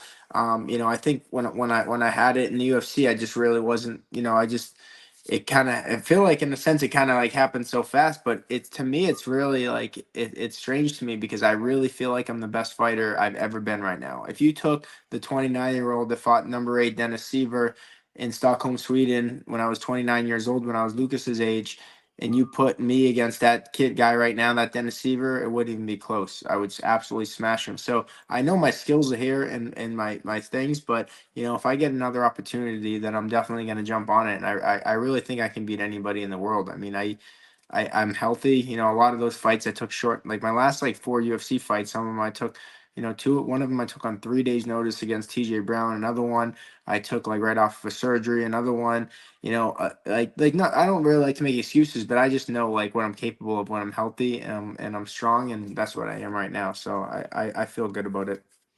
Well, that's cool. Because I was wondering, I mean, and it just hit me in the head that you're about to be 38 years old. Yeah, 30. Like, Yeah. I don't think of you as 38-year-old Yeah, Charles I'm a young Rosa. 38. I'm Yeah, not a you're young Yeah, young. 30. like I'm You're young 37, like in it. but yeah. Yeah. I thought you were like 34, Well, 33, and your brother was well, like 23. it's That's what I funny because thought. everybody sees me with Lucas, and I've had people in the gym be like, "Oh, are you guys the same age, or who's older?" And I'm like, "Hey, you guys are idiots." I'm like, but it's not, I mean, man, like I mean, I matured real late too. Like I got a late jump at this stuff, and I've always matured late. Like anytime it's like, "Oh, how old are you?" Like people are like, "Oh, you 28, 28, 27." I'm like, "No, I'm 37." Like what? Nobody believes me, but it doesn't matter. I think everybody matures and ages it different. And I think for the age part of it, like my body is young. I didn't get started fighting this stuff. I mean, I played sports and hockey and stuff, but I didn't get to the UFC till I was 29 years old. And I have had a great career, tons of performance bonuses. But you can watch any one of my fights and it's a fight. You know what I'm saying? You're watching a fight where I go in there and I scrap, and I think that, if I can get, and I also think that fighting at 145 my whole career was a big mistake. All my amateur fights that you watched me when I was the number one, fighter in the United States, and all those fights were at 155. I didn't make the jump to 45 until I made the UFC, and I fought almost all my, 14 UFC fights at 145, and I think that really deterred a lot of what makes me special. My grit and my power. It took a lot of it away. I was losing a lot of muscle and a lot of power. And my submission ability, like I wasn't able to get that extra oomph for my submissions. So I think that now that I'm at 155 pounds in a lightweight, if I did go back to the UFC, you would see me at lightweight and I would feel really good about it. And I think a big part of it was just, cutting too much weight because everybody else was doing it. But looking back on it, I don't think it was the best thing for me. Yeah, and it might not have been, obviously we can't go back and Yeah, change no, the yeah. past. But All if I we can do is move could, forward, but that'd be pretty I'm a cool. champ. Yeah. But I mean, and you're 5'9", so you're about an inch taller than me. So I mean, your body frame says 145. I mean, Yeah. I mean, most of the lightweights are bigger than you. Taller, yeah. Yeah, taller. Obviously, right now, you're the same weight and everything, but it all depends on what you're walking around at, because that's where you fight on fight night. You never fight at your. Yeah, I think Mike Tyson's 5'9" too, but I know what you're saying. Yeah, but you know what I'm saying. No, I know It's what you're not. saying. It's not taking a shot at No, you. I I'm don't just think I saying. was fighting at the wrong weight class. I'm just saying from my every style, a person's style is different. I'm a submission fighter, so like when I get to fight on the ground, I need to be able to get the power into my submissions and cranks under my arm bars. And you saw all the fights I won, coming up in the game. I must have had 10, 15 arm bars, I a know. couple knee bars, and in the UFC, I've gotten some positions that I just not. Of course, it's a different level of competition, and you Yep. know the level it's at. It's not easy to put No. these guys away. But I truly believe that if every single one of my fights, you can look at any single one of my fights. If every one of those fights was to the death, I would have won every single one of them. I don't think there's one fight. There's I only have one. There's No. only one fight. Hey, Watch listen, that fight. Yeah, watch that fight. Well, which one? Bryce Mitchell. Yeah, but I was standing at the end. I was standing over him when the You third were. round ended. But that was the only fight I ever saw of you where I was Yeah. where I was disappointed Yeah. in your Yeah. performance. Like, Yeah. but it's not your fault. It was the COVID. Yeah. Yeah, I know what was going on. So but it fans, was, but and not taking away anything from Bryce. Bryce is a fucking phenomenal guy on the he's a ground. beast. I like, and obviously when that fight got booked, I picked you. Of course, I'm going to go roll with Rosa, dude. That's what I fucking do. And maybe that's why I was disappointed, because I wasn't watching it as a journalist. I was watching it as a fan of yours. Sometimes I try to take this part of my life out of it and watch it as a fan. Sometimes it's hard to do. But I was watching that fight just as a fan, and I was disappointed. I was like, man, why ain't he getting out of that fucking hole? Come on, Charles. I was screaming at my got out of TV. all of them. I just wasn't able to take advantage of it. You know what I'm saying? But I was sad. It's a tough sport. That was the first fight. I don't know if you know, but that was the first fight during COVID of all the events. That was one in Jacksonville. That I remember. I was there. It was pretty special. I almost got arrested. Oh, what would you do? I was sitting on the sidewalk. Trying to get in? No, absolutely not. I was outside of the fighter hotel. I knew I wasn't going to be able to get into the fighter hotel. I knew there was not going to be a lot of media there, so I tried to capitalize on my opportunity to get interviewed with all the fighters that nobody else was going out there to get, except for the networks, that were there, and a couple of writers like MMA Junkies always going to, suck some balls and get in there. So, yeah, did I say that out loud? Oops. Anyway, so I set up a table, or not a table. I set up 2 chairs and a camera on a tripod, and I just sat out there and I waited for people that were in the UFC to leave to go get food, and just ask them for an interview. I got some, I didn't get some. Other people said no. Like I tried to get Bisbing and the commentary crew and fucking Paul Felder, and they all shined me on. I tried to get Ben Rothwell. He was walking to a bus. He flipped me off. I had him on the show a few weeks ago, and I told him, I said, that's my first encounter with you, Ben. You flipped me off. And he just started laughing. He goes, was I kidding? I said, I hope so, dude, because you didn't even know me yet. Fucking, I never met you. Why would you flip me off? But so I'm out there waiting for fighters to come out, and somebody from the hotel comes outside and says to me, I have to leave. And I said, why? Well, this is our property. I said, no, this is a public sidewalk that belongs to the city of Jacksonville. No, it's our hotel. It's our property. No, it's not. And then they tried to approach me. I said, don't fucking come near me and put your hands on me, because fucking everything's being recorded right now. It wasn't. I didn't have my cameras on. Yeah. But that was enough to get them to step back. Yeah. And so we argued for about 10 or 15 minutes. I said, I'm not moving. Even one of the who's the lady? I don't know if she's still doing it, but you probably know her name. An African-American lady that handles like fighters at UFC events. What was her name? Well, there's Heidi that works there. There's yeah. She came outside. She saw me. She came up, walked up to me while the hotel security is yelling at me. She gave me a big old hug because she knows who I am. Yeah, she's the best. She's the sweetest lady ever. And I looked at the hotel people. I said, look, I said, I'm not some schmuck. I said, this is the lady that's running the whole show for the UFC here in town tonight. And she came up and hugged me. I didn't even ask her to come over because I'm a legitimate, credible journalist, dude. So I'm not leaving. I said, I'm not asking to go inside, but I'm allowed to be out here on the sidewalk. And he kept arguing. He said, I'm going to call the police. I said, fucking call them, dude. Go ahead and call the fucking cops. I don't give a shit. They did. Cop rolled up, fucking asked me what was going on. I told him, I said, I'm sitting on a public sidewalk, right? He goes, yep. I said, so the hotel can't kick me off a public sidewalk. He goes, that's correct. I said, well, that's what's going on. They're trying to kick me off a public sidewalk. I'm sitting out here as a journalist trying to do a job and get interviews for my website. The fighters, yeah. Cop walked over to the security guard and said, he could stay here all fucking night for all I care. He's not breaking any laws and he's not on your Those property. are crazy times. Those are crazy times, man, for sure. They That was tried like- me though, but the cop took my side and told the hotel people to leave me the fuck alone. Yeah, they told me I couldn't go for a run on the beach. I was running on the beach to train for Bryce Mitchell, and the cop tried to tell me I couldn't run on the beach. I was like, "What?" I was like, "This is public beach." He's like, "Yeah, the beaches are closed." I'm like, "Dude, you can't close the beach. Like, what the fuck? I'm not in the water. Like, Well, I'm running." technically they can close the beach. Legally, Yeah, they so- can close the Well, beach. yeah, I guess they tried to, but I just didn't. I just ignored them. But it is what it is. And isn't it funny? I got a cop who I was on public property and didn't sweat me at all, and you got a cop that wanted to, fucking fuck with you. Yeah, That's not cool. Yeah, they didn't fuck with me.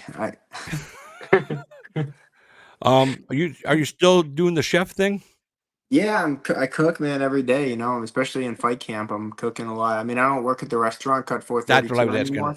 No, I don't. Ever since COVID, I stopped working because they shut everything down for a little bit and all that stuff happened. So then, when I finally got back in the swing of things, I was fighting, full fledged in the UFC. So I just kind of focused on the fighting, but I miss it. I love fighting. I mean, I love cooking and I love doing that, but I still cook every day. I mean, I cook breakfast every morning. It saves me a lot of money cooking my own meals and doing stuff like that because, going out to dinner is expensive now. And I try, my dad, he has his own farm. He raises his own eggs, chickens, pigs, everything. So I think it's a good way to live, I think, to do it like that.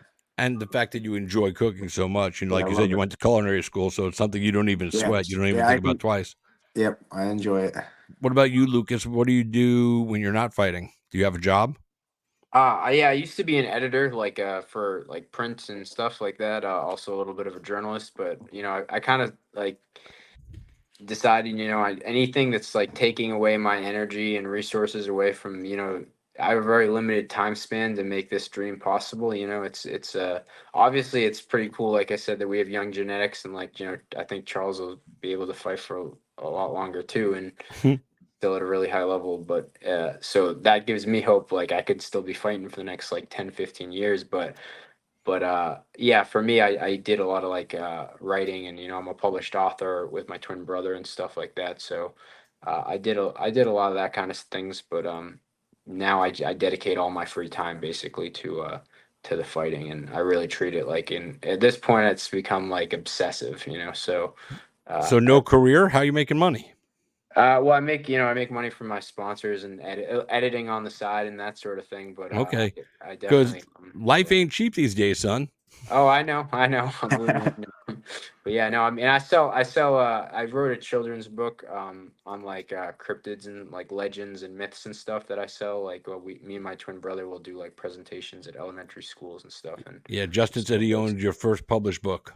Yeah. So it's a pretty cool thing. That was me and my twin brother published that when I was 16, and so I make some money off that and stuff. But yeah, I mean, Well, one like I thing that said, he does too, that Chris, that is pretty big, that you see the banners and stuff, and this is the thing that UFC took away from a lot of the fighters. But this is how I'm able to make a living now, is sponsors. I'm able to get sponsors again, and I can sometimes make more money from these fights, from getting the right sponsorships from certain sponsors, and being able to put them on my banner is how I make a good source of my money. And Lucas has learned from that. He's really good with the social media and promoting stuff now, and he's been able to put sponsors on his banners and his shorts, and being able to get it out there. So I think getting an extra, he's able to probably make more money from that than most fighters outside the UFC are making fighting. So well, that's good because even and especially finding a sponsor that will really pay your way so you don't have to have a regular job. You could do a couple of side gigs, like you said, with your editing and stuff. But basically, you don't have a regular job. You just kind of take a little piecemeal work here and there, it sounds like. Yeah. And you're just fighting. Well, I think Yeah. everyone respects that too, because like that's one thing that everybody respects about it. They see how hard we work. We're in the gym every single day, and people want to be part of this journey because the sky is the limit. Lucas could excel at this and become the next Conor McGregor, and maybe some guy that gave him $1,000. Hey man, can you help me? You never know. Yeah. I mean, yes, you could say it's a gamble. I'm sure it is. At some points of it, if you're really looking to expand it. But I mean, if you look at all those things and the possibility, I mean, Lucas could be one of the greats, and that's something that if you're on board in the beginning, if you're with me in the beginning, then you can be with me in the end. But it's hard that once you get there, everyone wants to hop on board. But we Yeah. respect the people that are there in the beginning. You know what I'm saying? Yeah, that's 100% true. Like obviously, I've been riding your train.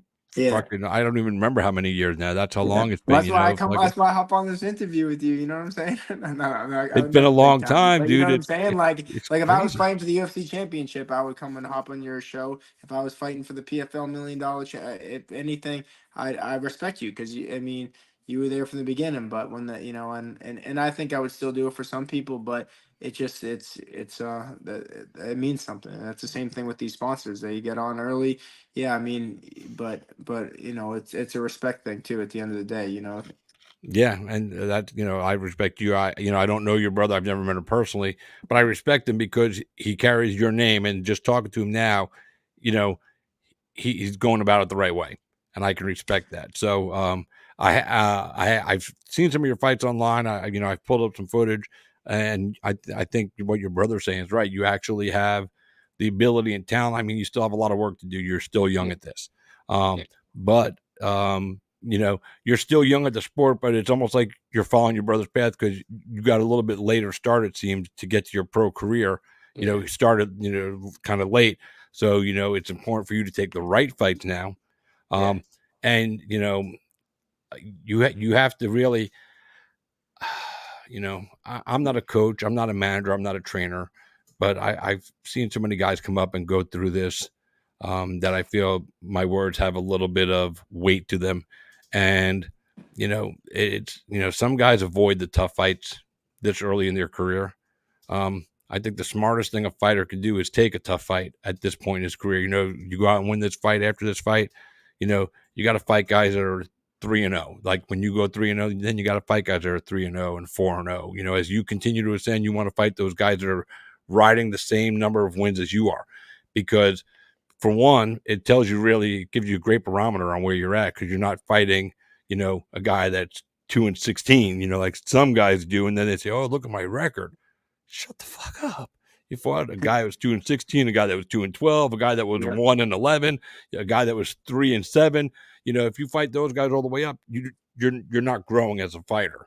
So, first 2 or 3 fights, I understand it. You have to get your feet wet. The rules are a little different than amateur fighting. You're fighting without the elbow pads and the headgear, and so get acclimated and then just put your foot on the gas, especially if you have what it takes. And if you have people around, I mean, your brother, you couldn't have a better evaluator of talent and potential than your brother, who knows Yeah. what it takes to get to the UFC because he got there and then Yeah. he saw what was there.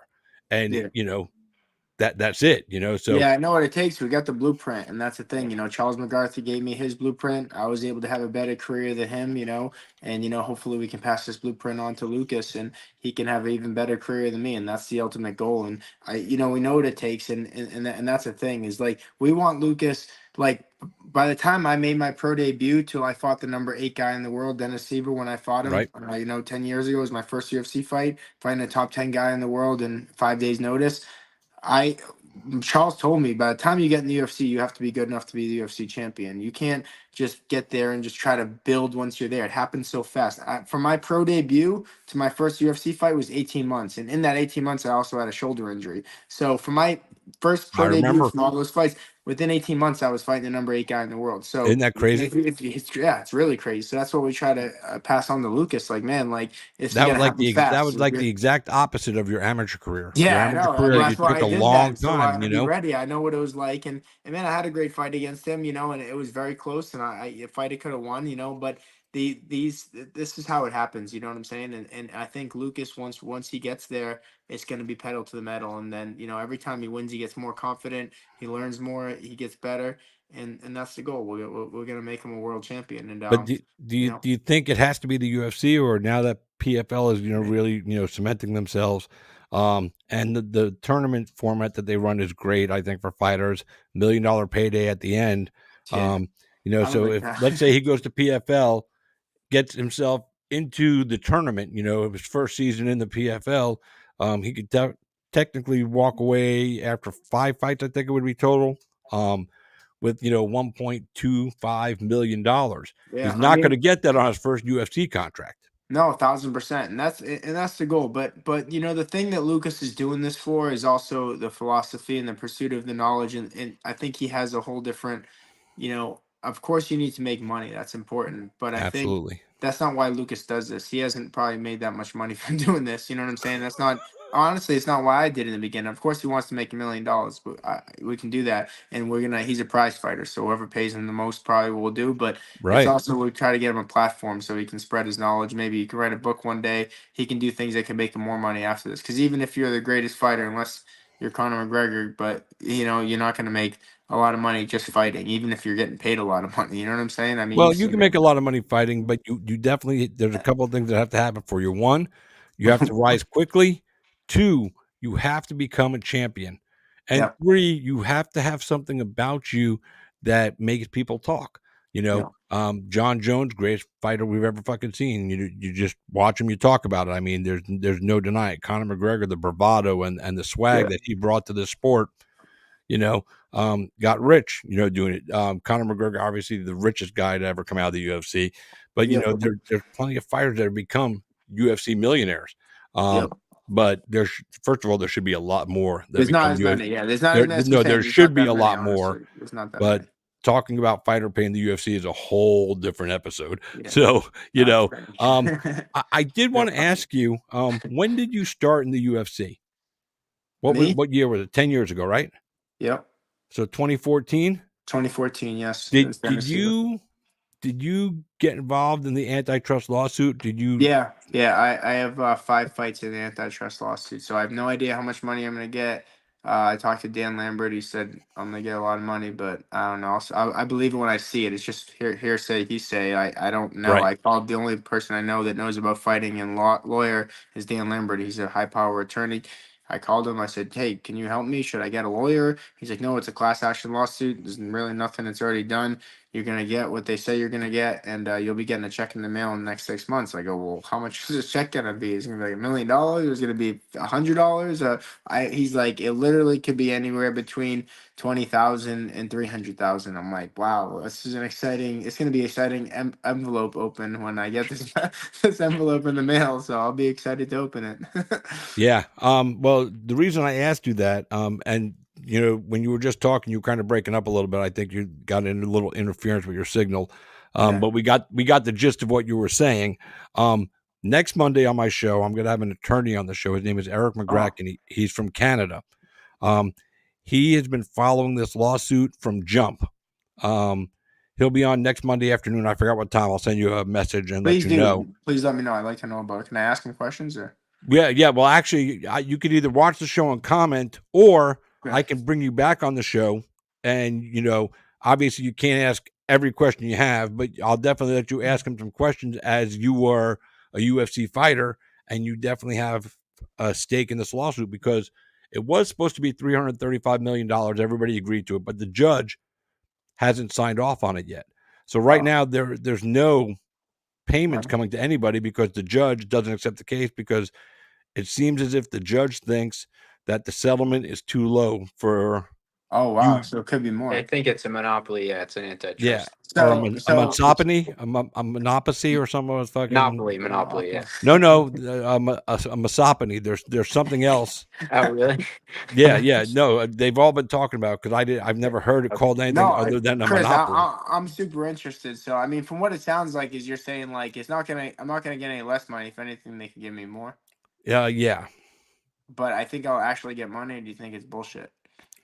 Well, I think once they either agree, if they agree on the settlement, What if they And don't? It can't be canceled completely now. No. If the judge agrees on the settlement, then the proposed settlement will go through at $335 million being dispersed to fighters, that were involved in this case. Depending on how many fights you had and all that stuff and what your contract was, that's the kind of money you're going to make. So, Okay.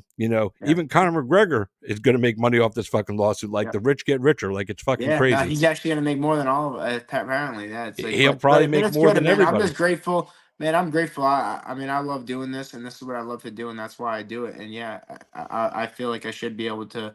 I should probably be a millionaire for having 14 fights on ESPN, Fox, pay-per-view, all these things at ESPN.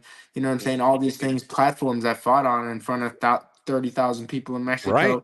At the O2 Arena in London, all these 3 sold out Boston Gardens. I think I should have more money, but like I said, I get to do what I love every day, and I get to pass the knowledge on to Lucas and watch him grow, and hopefully set the platforms that he's able to make the most out of his career with money and everything, and that's what I'm doing. So, I'm happy. That show will be Monday at 5:00 where we have him on. And like I said, I'm a true all man. the stuff I know about the lawsuit, everything I've learned about it has come from this guy because he's either been at some of the hearings or he's got it's all public record. So he gets all the information. Heads up, I think I gotta charge my phone. I can't find a charger, but I have 1% left. So Okay. I think I don't want it to die. So I gotta see if I can. All right. So we'll do this real quick. Okay. Charles, you've been on my show before. Yep. All right. So we're going to initiate your brother right now. Lucas, your first time on the show, every guest has to sing. Your brother did it. Might die. Every other fighter did it. You sing? can't say no. You got to sing. You don't have to sing a whole song. Just got to sing me 10 or 15 seconds of something. I don't care. You can rap if you want. Bring it. Huh. Can I sing Happy Birthday? You can sing whatever you want, but you got to sing it, bro. All right. Happy birthday to you. Happy birthday to you. Happy birthday, Mr. Chris. Happy birthday to you. That's his blackmail for life. When you become the champion, you're gonna have to pay him $1 million to take that off. All right. Well, listen, Rosa Nation, thank you guys for taking we've been on for an hour just about now, dude. So fucking it's been awesome.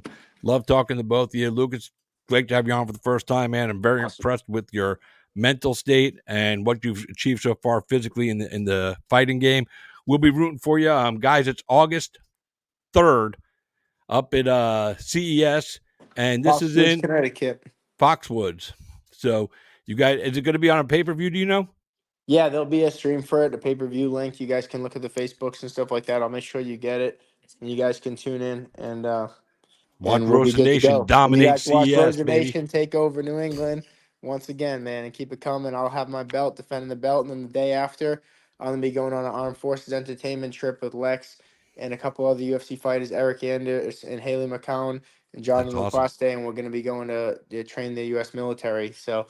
Outstanding. I'll have the belt with me. Take your brother with you, man. Let him go party with you. Fuck it. Right out. Yeah. He's not a partier, man. He likes to stay home and read books.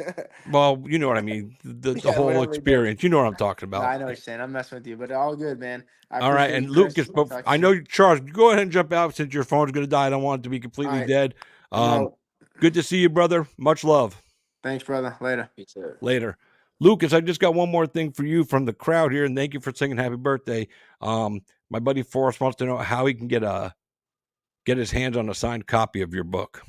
Oh yeah, just you can either message me or my twin brother Francis, and we can arrange to mail you a copy. You can also buy it on Etsy as well. So there you go, Forrest. You can get it. You should buy the book on Etsy and then send it to like your gym or something and sign it and send it back. That way you paid for the book. So my man Lucas makes a little bit of money because he doesn't have a job. So every little book sale helps. But go buy the book and then hit Charles up or Lucas up on Facebook, and we'll figure out how to get it signed for you and get it back to you. For sure. Absolutely. Well, Lucas, man, blessings to you, brother. And welcome to the world of professional mixed martial arts. Enjoy the ride, man, because like you said, 1% of people get to experience it, man. So enjoy it for all it's worth. I will. Thank you. All Appreciate right, the be well. We'll definitely have you on again soon. Hopefully, after you guys both win, we'll get you back on and talk about winning on the same card and how for that's going. sure. For sure. Awesome. All right, man. Thanks Be so well, much. bro. You too. Peace. Peace. Boys and girls, that was the Rosa Nation takeover of Kate with Christopher James, man. I hope you guys enjoyed it. I had a good time. We will see you next Monday. Kate with Christopher James. Like I said, I'm going to have Eric McGracken on. He's an attorney, and he's going to be talking with us about the UFC antitrust lawsuit. There was a settlement proposed and agreed upon by both sides, but the judge has not approved the settlement, and that could change between now and next Monday. But we'll still have something to talk about. I like doing interviews with fighters and talking to them about their lives and all that stuff. But when I find stuff like this that helps us all understand a little better the business aspect and the business side and some of the legal stuff going on with the UFC, I try to get those interviews as well because, I want to know. I figure some of you guys want to know. But next Monday, we'll have him on at 5 o'clock in the afternoon, joining us from Western Canada. And let me just double check here. All right. No. I'm just trying to remember if I have anybody else scheduled. I don't know and I have James Smiley. He just got done doing coaching for Team Valentina on The Ultimate Fighter. So we're going to bring him on. I also might have Sam Alvey. We're just going to wait to see how healthy he is after his next fight. And then we'll announce that. But other than that, boys and girls, thanks so much for joining us on Kate's Hour with Christopher James today. I hope you enjoyed it. Thanks to my guests from all day long, starting earlier this afternoon with Tyler Diamond from the PFL. He fights August 23rd in Washington, D.C. PFL summer tournament setup. Didn't I say Team Shevchenko? I said Team Valentina. Oh, sorry. It's the same person for us. Let's not get all techie over here. But I also thanks to Jimmie Rivera and thanks to the Roast brothers, Charles and Lucas. Appreciate those guys taking the time out of their day to spend some time with us. Thank you guys for spending some time with me and allowing me to be a part of your life for just a little bit. I really do appreciate it. Hope you guys enjoyed the show, like I said. And we will see you next Monday. Don't forget, tomorrow, Fight Bananas, 1 o'clock. Dave Van Auken and the crew are going to be there to, have some fun with you. So, until next time, I am Christopher James. You've been Cage Side. Good night, everybody.